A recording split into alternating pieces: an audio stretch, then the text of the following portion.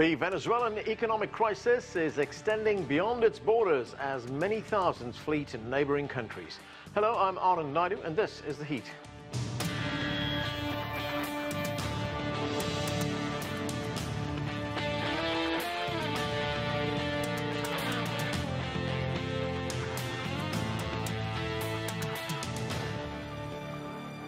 Ministers from a dozen Latin American nations started a two-day meeting in Ecuador this Monday to discuss solutions to the Venezuelan migrant crisis.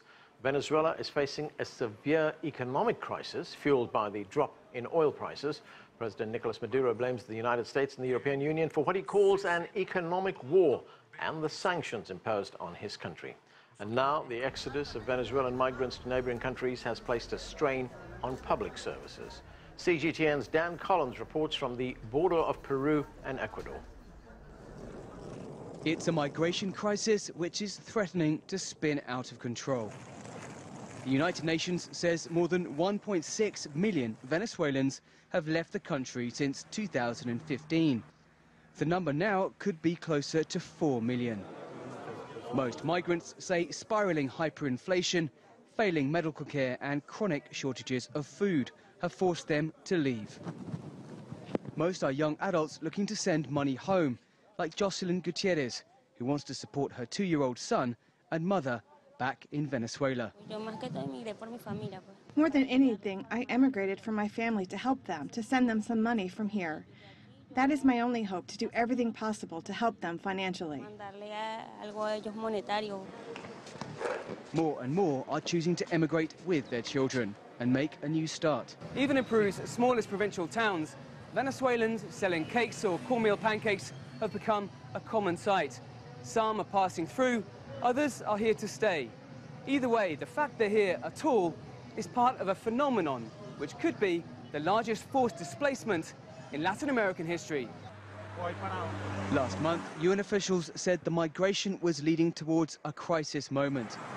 More than 1 million Venezuelan migrants have flooded into Colombia during the last 15 months, while Peru has more than 400,000 living in the country, according to official estimates.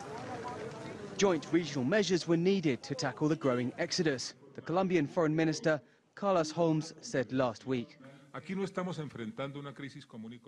We are not facing an ordinary crisis. On the contrary, we are facing a crisis of a dimension that has taken place in other regions of the world, which is a crisis of a magnitude that is worthy of global recognition. On Brazil's border, the government sent troops to maintain order and protect Venezuelan migrants after they were attacked and chased out of a town by local residents.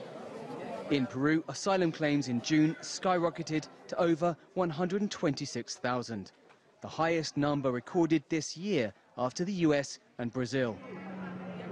Meanwhile, the Venezuelan leader, Nicolas Maduro, invited his fleeing countrymen to return home, even sending a plane to collect migrants in Peru. No puede ser. It can't be that some Venezuelans who left the country to clean toilets overseas, I'm saying this even if it hurts, have left to be economic slaves abroad. But as the International Monetary Fund predicts inflation in Venezuela will reach 1,000,000% by the end of the year, the mass exodus could be far from over. Dan Collyns, CGTN, in Tumbes, Peru.